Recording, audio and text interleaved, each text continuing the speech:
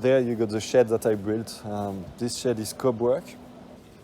I don't know if you can see, but there are some slugs on the bottom, you see. They are dead. Every morning I come here and I meditate. I just reconnect with nature. I can hear the birds, the morning, and obviously the fish. They are waiting for me. They want to be fed. It's winter. The water is at 11 degrees Celsius. But those trout, they still eat. And they still grow. So I have some fish food here. Put it into this big container.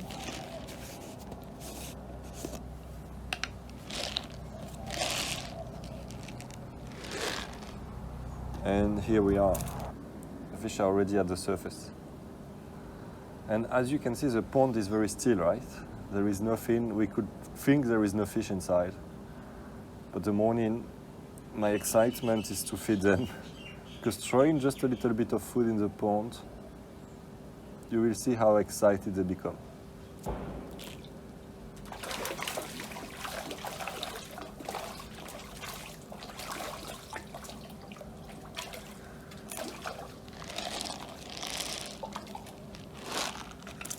I know some people say they look like piranhas, but unlike piranhas, you can swim in this pond, you can have a bath.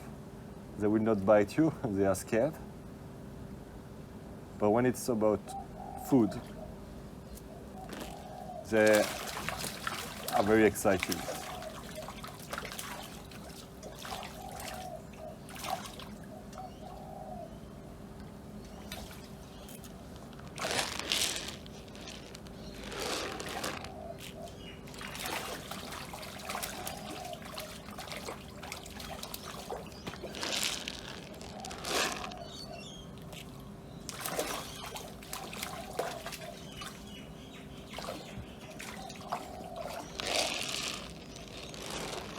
I have more than 30 kilo of fish in this pond, I would say. So, of course, it's winter, but they still eat a lot of food. Every day I produce so much.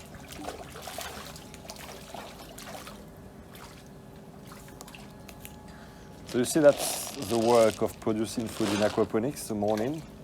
I just feed them, and for me it's a real pleasure. When I have my friend around, everybody is very impressed and excited, as the kids always want to feed the fish.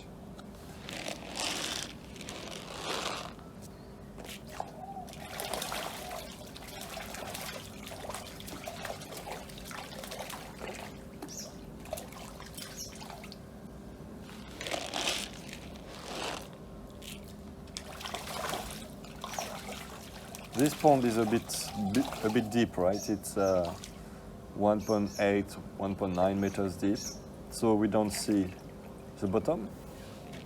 And when the fish are hiding, I mean when they don't want to be seen, when they are not at the surface, you don't see anything. That's also something that I like, because there is a bit of mystery in this pond. I got 5 species of fish inside.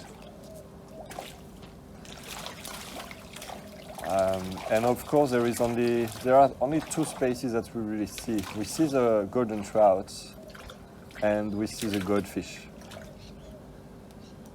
But there are many other species. I mean, other fish. 3 other species that are gray and that we don't really see.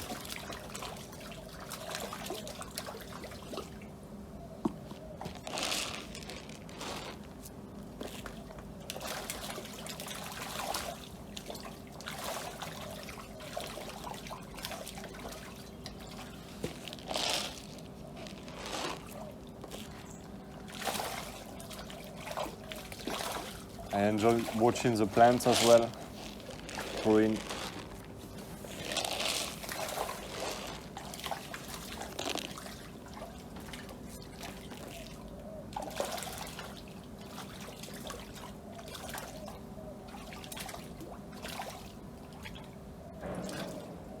If you are familiar with ornamental ponds, you may think that's a lot of food that I'm giving to my fish. And that's true. Here, the aim is still to feed them, to grow them, right? So in winter like this, we don't feed them much at all. In summer, we can feed them way more, almost at 2% for those size of fish. 2% of their body weight per day. I mean, depending on the temperature, but the optimum is around 16 to 18 degrees for those fish.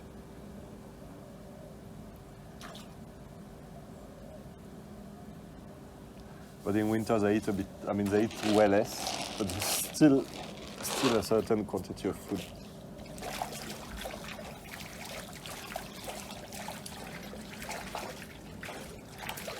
So you see, for me, aquaponics is not just producing, but it's also those moments that I spend, just that I spend feeding the fish and just being around and watching the ecosystem. I really love it. I really like the way it looks. It really helps me to stay connected with nature because I live in a suburb, and for me it's very important to have this connection. I have the aquatic plants around, and on top of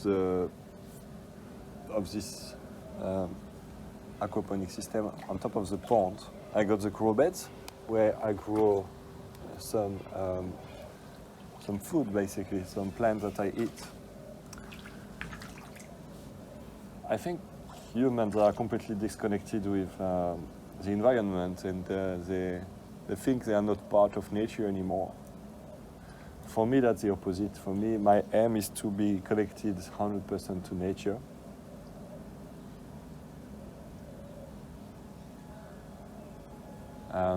Makes me very happy, actually, and I don't know, I feel like when I am in the society, I lose the purpose of living, you know? But when I am here around and I see this ecosystem, when I see all those living creatures living really well in harmony, I feel I am at a good place, you know, and having this just beside my house makes me extremely happy.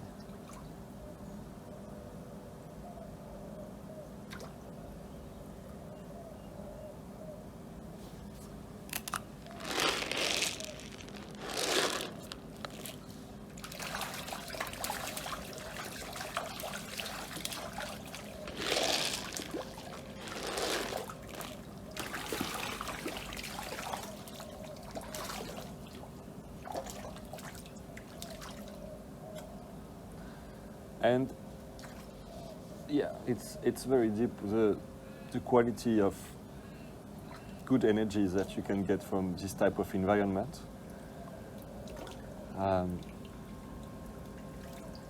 You also get the food, of course. So the food that we produce here, well, we have the fish. The fish, I produce a bit more, probably a setup a bit smaller than that will produce a bit more than 20 kilos. I produce more than 20 kilos here of fish per year. We produce 10 times more vegetables than fish. So if I produce 20 kilos of fish, I produce 200 kilos of plants. Of course, here in this environment, we can see that a lot of plants are aquatic plants around. They look very nice, but I don't consume them. However, I got half of the production that is in the grow bed there. And in those grow beds, everything that is produced there is for consumption, you know, for the kitchen. I got 2 grow beds, right? So I guess I am producing approximately 100 kilos of food that I consume from this ecosystem and 100 kilos of plants that are ornamental, which is, for me, a good mix. Actually, the cascade is on now because the bell siphon just turned on. So as you can see, the water is coming back. So in this pond here, I got a water pump, right? The water pump is raising the water into this grow bed and to the other grow bed. And here now, it's flushing, so the water that was in the grow bed is now coming back into the pond. Obviously, during this time, when the water was there on the top, the plants use what they need to grow. And the water that is coming back is, as we say, purified. So there is no ammonia or nitrites inside. And only nitrates are also consumed by the plant. And only pure water can come back.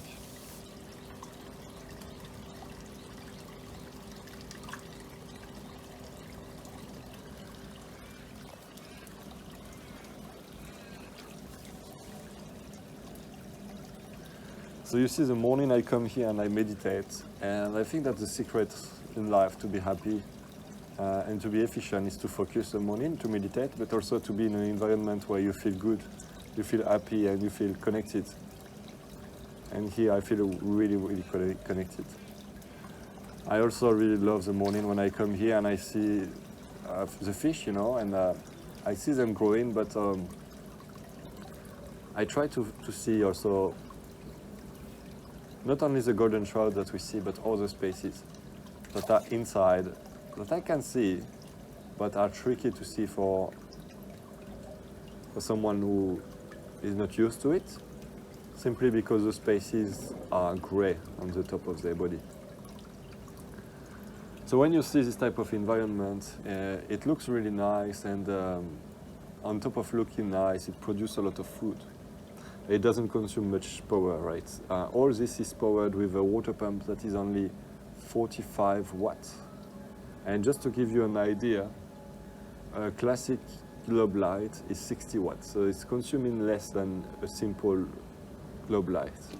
And how many people are leaving the lights on during the night or whatever, which I'm really against, right? I think we should try as much as possible to minimize our impact on the planet. But what I'm trying to say is that this water pump here, this ecosystem, the consumption of the ecosystem is extremely low in terms of power and in terms of water as well, because the water remains in the system, so you always have a bit of evaporation, but it's still, if you compare it to a garden, it consumes 10 times less water than a classic garden. And the water that is consumed is water that I collect from my roof, you know, the roof of my house or the roof of my shed, let's say. So I'm quite happy with this. It is a fish I would like to eat way more.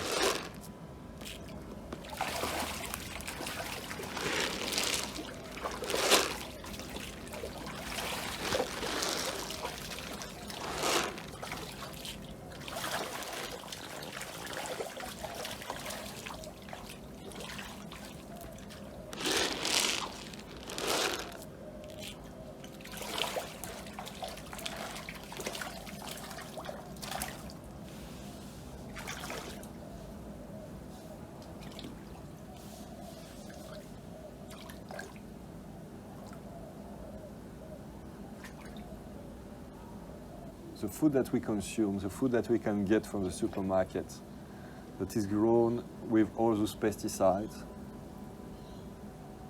is really affecting us in a big way, right? We don't have enough energy, we need to consume a lot of supplements, a lot of vitamins, a lot of minerals, aside from the food we eat. I think that's a big problem that our society is having. Also, this food that we consume from the supermarket has a huge impact on the environment. It often comes from miles away, like sometimes from the other side of the planet, which is very hard to understand, right? Of course, there is cheap gas, cheap fuel to transport anything around the planet at the moment, but it's not going to last for long. So what are we going to do after that? You know, people who live in a city, there is a problem with the trucks delivering the food. Let's say there is no petrol anymore, or there is a massive issue. In a few days, there is no more food in the supermarkets and people are starving. And we saw a bit of that during the COVID at a certain extent, because people were getting as much food as they could to be prepared. And it was scary to go in the supermarket and to see that there was no more food on the shelves, right? And I think we should really think about that, because it was nothing, right? At the end of the day, there was no problem into the quantity of food coming to the supermarket. It was just people piling the food in the cabinet. But in the event of a real problem, you know, with the food coming to the city or anything else, there is no self-sufficiency in the society at all. You know, I grew up in a house where we were growing animals, and we had a garden when I was a kid. And you know, my parents were not strange. Everybody was doing that, actually. You know, it was, you know, in the 80s, that was something quite usual. But as I grew up, my parents stopped, and for a while we didn't have animals anymore. And then when I was a teenager, I was still with my parents, but I started to regrow those animals. So I had a chicken coop, and I had a few birds. I had a little garden actually it was more to feed the animals, but also to grow a few things for us. But that's something that I really missed. But in our society nowadays, there are very few people who are growing their own food. You don't need to grow 100% of the food you consume. It would be actually almost impossible. But you know, to grow a bit of food at home, to know how it works, and you know, to be prepared, have enough to survive a bit longer if something happens, and also to be reconnected and to respect the food that we eat. Because there is real value here. You know, those fish here, they are alive, and we can really see that. When you have them in your plate, you respect that. You respect that you are eating alive. Nowadays, people go to McDonald's and they eat chicken nuggets, chicken wings, or whatever. One person can eat sometimes 15 wings for one meal. And when you think about it, it's like 7 to 8 chicken, right? Of course, it's not the whole chicken, but I don't know. I read something. It looks like there are way more chicken on this planet than humans, right? And it totally makes sense when you look at the quantity of chicken that humans eat. And yeah, there are way more anything, right? Like the diversity of the biomass of animals that are on this planet is 90% domesticated animals for human consumption, which is very, very scary. I say 90%. This number may be wrong. It may be a bit more or a bit less, but it's scary because as we are growing our food, we are basically taking the place of the other species, and there is no more biodiversity. While there are ways to produce food. If we produce food at small scale, produce our own food a little bit, everybody produce a little bit of his own food, then the impact on the planet is reduced, dramatically reduced. If you look at this ecosystem here, I'm not releasing anything. It doesn't generate any pollution in the environment. You know, when you produce pork, you got all these feces, all the waste that is sometimes used in the field or whatever, but it's then, when it rains, it goes back into the rivers, and it can create some dramatic pollution effect. I'm talking about something that is affecting us very much in France, you know, because I'm French. I come from the eastern side of France, but I lived on the western side. Actually, that's where I learned about growing trout, because I worked in a trout farm there in the western side of France, in an area that is called Brittany. And there they have huge problems with what we call green tide. That's actually when the agriculture, the farms, they release too much nitrogen into the water, and this nitrogen reaches the sea. And into the sea, nitrogen is a limiting factor. So as soon as you add nitrogen, there are a bloom. When I say a bloom, it's like a huge quantity of algae that are growing.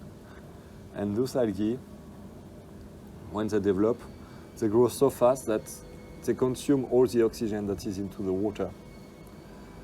And there is what's called eutrophisation, which means that there is not enough oxygen into the water and everything dies. So all the animals, all the fish can die. And this happened into the river and into the sea.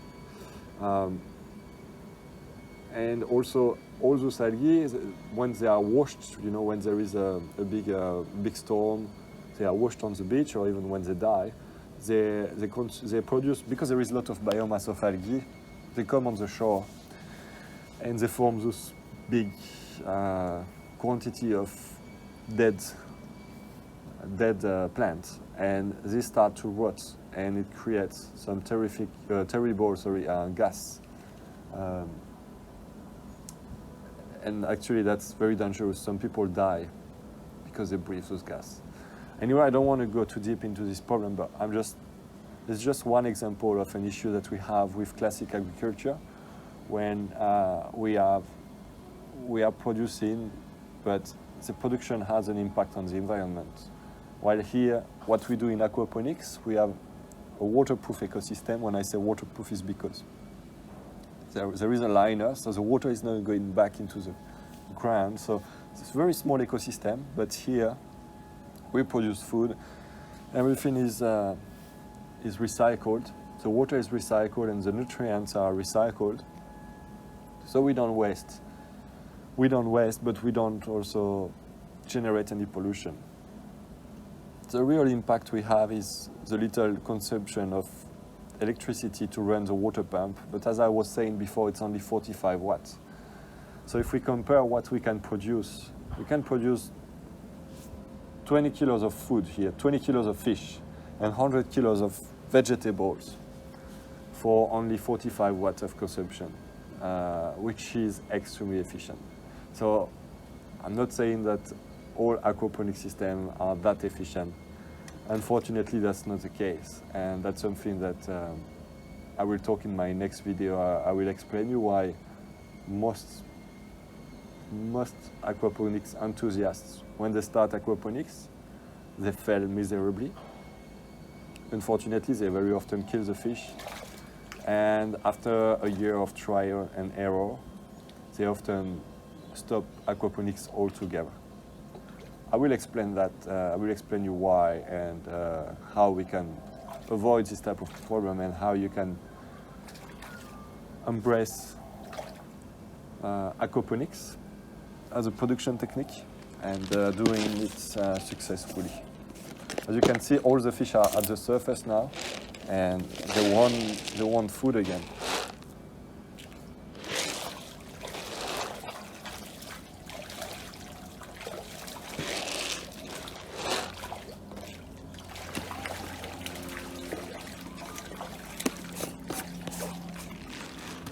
So you see, if this was in a farm, someone would be paid to go and to feed the animals and everything. It would be a work.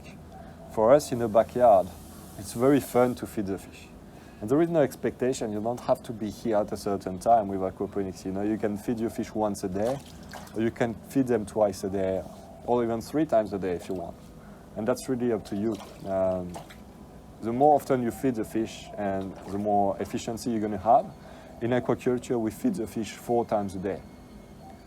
But here, there is no real expectation. You can feed them once a day, as I was saying, and if you want to go on holiday, you can go on holiday and leave the system without food. You can go for a month, even more. The fish will survive without any problem. So that's one of the beauty of the system. They are super reliant. It's not like having a dog or anything that you need to do things. Here, it's more like an ecosystem. It is working by himself.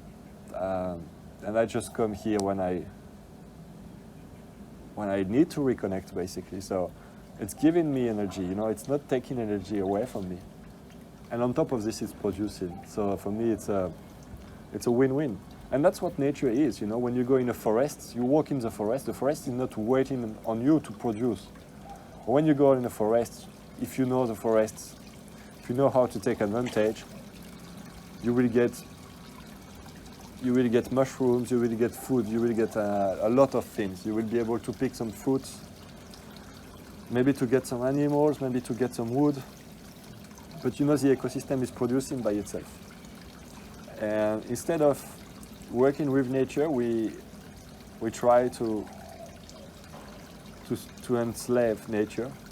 And unfortunately, we enslave ourselves because we create work where there is no need to work. See, once the ecosystem is in place, that's just a beautiful area. You see, now the cascade is on again.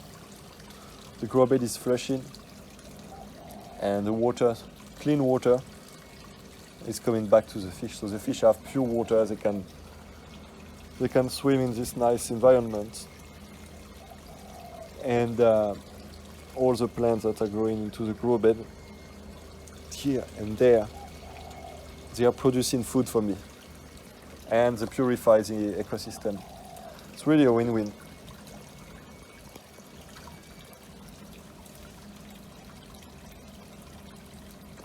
Let's go for a little walk. The fish would like to eat more, but it's winter, so I'm not gonna give them too much.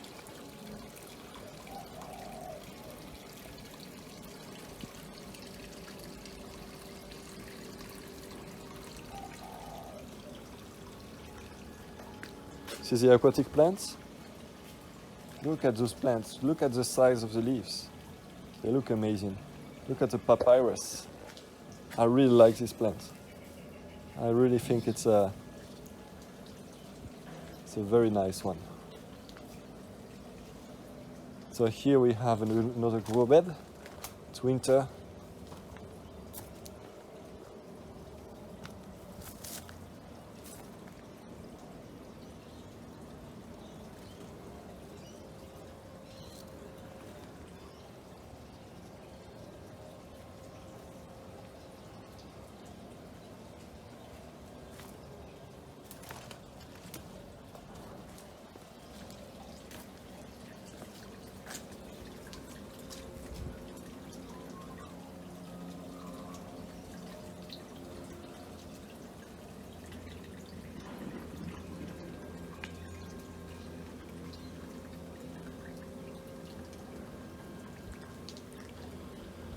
You see this raft here?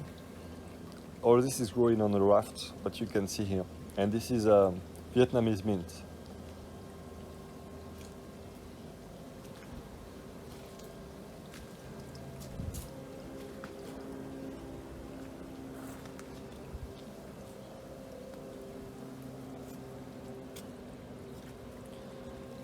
So here we have a little pot.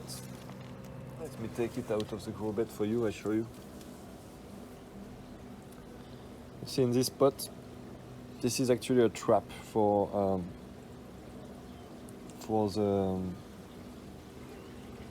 the slugs. I don't know if you can see, but there are some slugs on the bottom, you see. They are dead. I don't know if you can see them really. But the idea of this is that slugs, there is one food that they like more than anything. And this is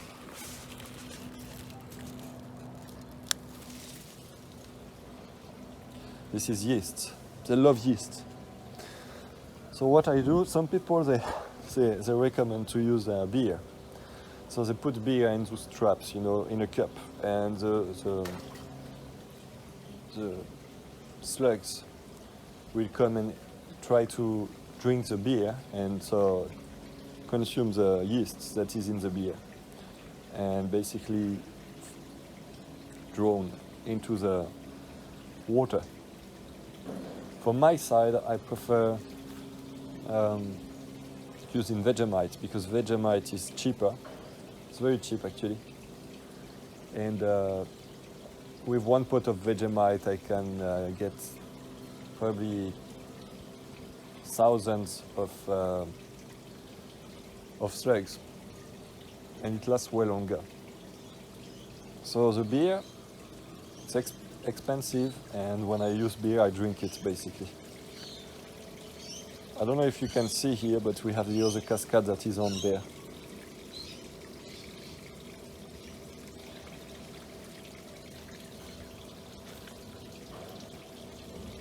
I'm doing some work at the moment outside. I always do some work anyway. So there you got the shed that I built. This shed is cob work.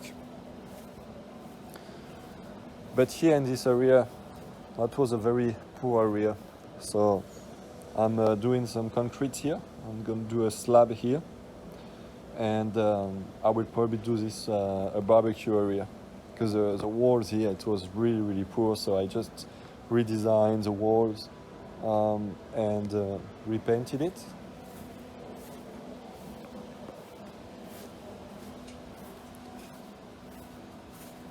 And here we have our chooks. Always keen to get some food.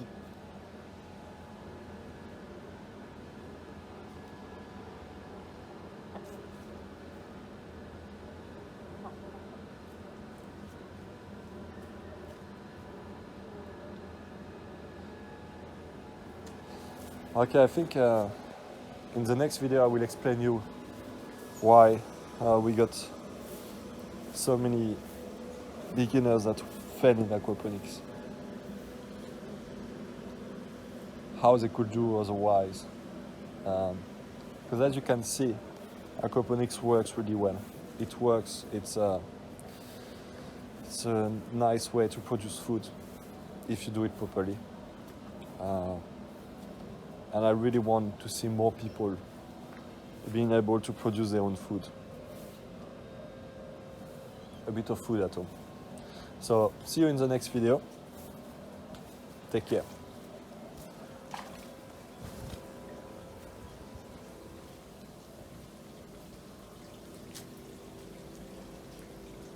Bye.